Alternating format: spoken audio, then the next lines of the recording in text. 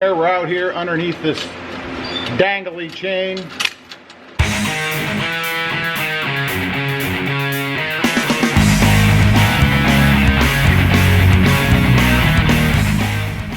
Well, good afternoon, everybody. How y'all doing? Pretty good here, and welcome to the channel. Hey, today, and before I get started, don't forget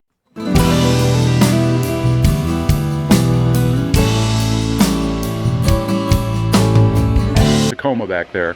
Also, don't forget to like, share, and subscribe. Today, I'm gonna take care of a little pet peeve that I have with my Tacoma. And what it has to do with, you guys see this this chain that hangs down here for the spare tire. You know, it always bugs me that you can see that behind the truck. You know, if you're weird and picky like me and you notice these things. But also, it moves around. See that? And when it does that, it makes noise. I'm assuming you guys can hear that. Now, obviously, it's going to take a fairly decent move. Or maybe a sharp turn, or a lot of bumps will get it going. But a lot of people complain or talk about the noises. You know, you have this noise in your truck, that noise in your truck. Well, there's a noise right there that you can easily take care of and get it up out of the way so that you don't see it from the rear. Now, I realize when I'm driving the truck, I can't see it from the rear, but I still know it's there, and it's just one of those little pet peeve things. So we're going to take care of that real quick. It's not very difficult to do. Costs you less than $6, maybe less than $2, deciding on which part you choose to get. And you can pick it up at Lowe's. The other thing, we're going to take a look underneath the truck at the drive shaft. I put a video out a few days ago about how much movement you get because of the lift in that drive shaft where it connects, or drive shaft, I should say, where it connects to the differential in the back.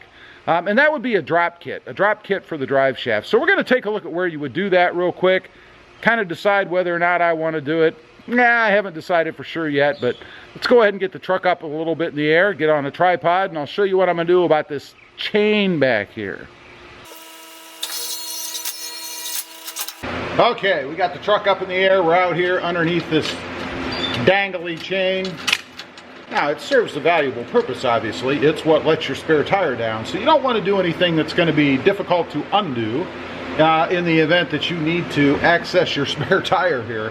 But this is pretty simple and easy to remove if you need to get to it. And what these are, they call them spring links now. I know them as carabiners. I don't know. But I got two different ones. One is, I guess they say it's a 5/16 inch, and the other is 2 3/8. So depending on which one fits up there the best, I have a feeling it might be the smaller one. We'll see. I did get the red one to match the truck, you know.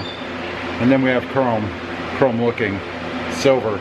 Anyway, let's go with the red one first. And this is the cheaper one, by the way. This was under $2. The silver one was like $5. I don't know. Now, we'll whip out the handy dandy carpet knife. And I gotta say, I keep talking about carpet knives. You know, everybody likes to have a nice, expensive, you know, flip up knife or whatever the heck you've got. There's nothing that beats these. They're cheap, like under $5, and they work great. So, and when they get dull, you just change the blade. Pretty easy. So let's, hopefully I don't cut myself again. Get this thing out of the package here. There we go. Now what I'm going to do, let me point you guys around here so you can see what I'm doing. Get you a little closer. All I'm going to do is clip this, and I'm going to call it a carabiner, on the bottom longest part of the chain. So whatever link is the longest, that's what I'm going to use. And again, this thing is spring loaded, like that. I like that. Just feed it through right here on the bottom, like so. Pretty simple to do. And then up here in the top, you see there are holes up here, of course, for the tire. Pick one. You could even go as far back as here in this case, because I have the longer carabiner. So let's see which works the best, I guess. We'll try it up here first. And you have to go around the back, it looks like. And it would work just like that. And that gets it up above where you can see it in the back. Now it's still going to move around. You guys can hear it some, so I don't know that we're going to kill all the noise, but we're certainly going to make it a little bit less because there's not as much chain there to wag around. But let's try putting it on the back. And this is a good test to see how easy it is or not to get off. But if we go back here, let's see. You can do it back there, and that's going to cut down a little bit on the noises as well, but not a ton. So you are still going to have some sound out of it. And that gets it up even higher so you can't see it from the back, which again satisfies my goal. Now, the other thing to consider, as I mentioned, is how easy is this thing to get down? I mean, if you're out somewhere, the truck's on the ground, because we're probably not going to have a lift with us, you're going to want to be able to get to this, obviously, to lower the spare tire if you need it. So, how easy is it to get off here? Push in your thing.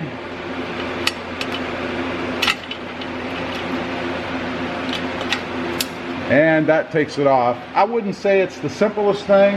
I am going to go ahead, we're going to grab the smaller one, and let's try this one just to see if indeed it's any easier to manipulate than the bigger red one. Even though I like this red, but you know, honestly, you're never going to see it under here. So let's feed this back around, take this off, let's put the silver one on. There we go. We have the silver one on, rotate it around so the chain's on the bottom. And let's go ahead and hook it up here. See. Again, we have to come from the back. And this one really is more difficult, I think, because of the angle. Yeah, it doesn't even really fit in there because it's too small. So I would say this one's probably a fail. Let's try it over here. This actually looks like it might work better. Yeah, it does work on the one here on the side. So you could hook it here on the side. That wasn't too difficult. Or maybe here even in the back one. Let's see how hard it is to get off.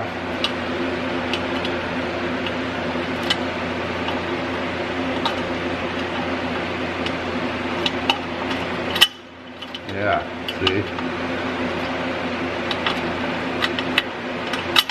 And remember, you're out here underneath the truck struggling trying to get this off, right? So you obviously don't want something that's horribly difficult. And I'd say this one is. Yeah, so I don't like that. That's way too cumbersome to try to get off. Maybe if you had a little bit bigger of the silver style, it would be okay.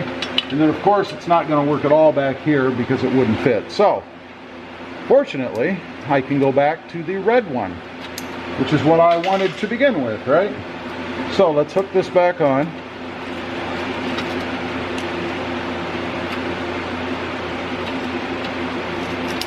Like so. And then I'm going to put this one over right here where I just did the other one because that's even simpler.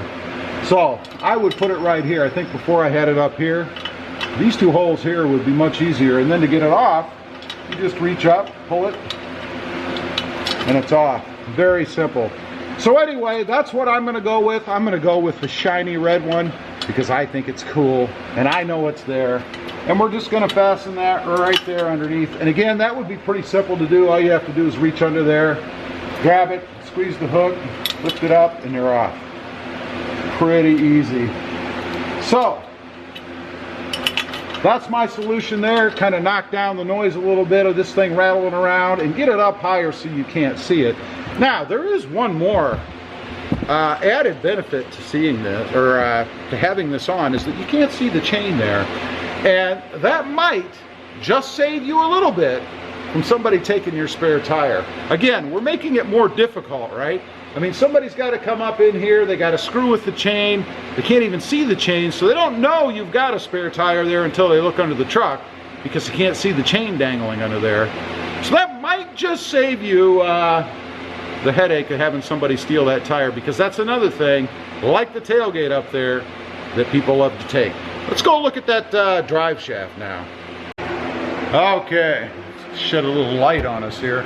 We're at the side of the truck now. I put it up a little bit. I did a video most recently about movement between the drive shaft and the differential back here. And if you saw that video, and I highly suggest you check it out if you've never seen how these work, I was shocked. There's quite a bit of movement there, and a lot of people told me that I need a drop. I need a drop on the bracketry right here, just in front of this joint for the rear part of the drive shaft. And one thing I wanted to do was come out here and look myself to see if indeed I already had some sort of a spacer or anything here, and I don't. As you can see, it's right up here, right against the original OEM bracketry. So the shop did not put a spacer in here, nor do I believe they needed to. I think it's marginal with a 3-inch or a 3.2 ready lift to have to do this in the first place.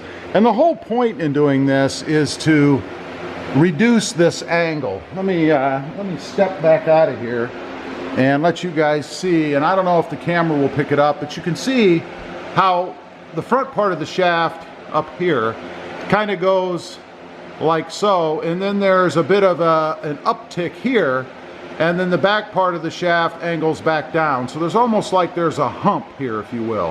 And putting a spacer in there is going to more straightly align that drive shaft and potentially reduce some of the movement and jumping around that you get, although I'm a little skeptical myself. I think that's probably just normal, and a lot of people have said that it is. But what does concern me is the alignment of the two pieces of the shaft right at this point, and that it does appear there is a hump, if you will, or an increase in angle. And I'd be curious to see, and again, I'll challenge anybody out there, run out if you have a Tacoma and just snap a picture of this area and send it to me. I'd be curious to see if a non-lifted Tacoma has this little uptick, if you will, or hump, where the two drive shafts in essence come together. So I may get that kit. I still haven't decided. I need to do some more research. A few people have suggested a kit to me to take care of this. It looks pretty simple to do, so it's not complicated. And then the other thing that I'm going to look at down the road here a little bit is what kind of movement we get at the front of the shaft, or right behind the transmission. Are we getting any movement here? I kind of doubt it, because we're really almost fixed at this point, and I can't see this section of the shaft bouncing around like it does here in the rear. So that'll be an upcoming video, but I just wanted to show you guys. I had a lot of comments about that, about putting a drop or a shim, whatever you want to call it, a spacer in this bracket here. So I think I'm going to look at doing that. We'll see. Anyway, I just wanted to get on here, cover those couple of things for you. Quick little mod on the chain for the tire back there. Again, it's just a little pet peeve kind of thing. Should cut down on the sound of that chain rattling around back there, because it's not hanging as far and isn't going to have as much flexibility as it did before. And then also another quick look, or a quick look rather, at the connection point, whatever you want to call it, and I'm sure there's a technical name for it, of where the two shafts come together and the bracketry that holds it up there. Anyway, appreciate you guys watching. Don't forget to like, share, and subscribe, and we'll see you next time on the web. Have a great day. Bye.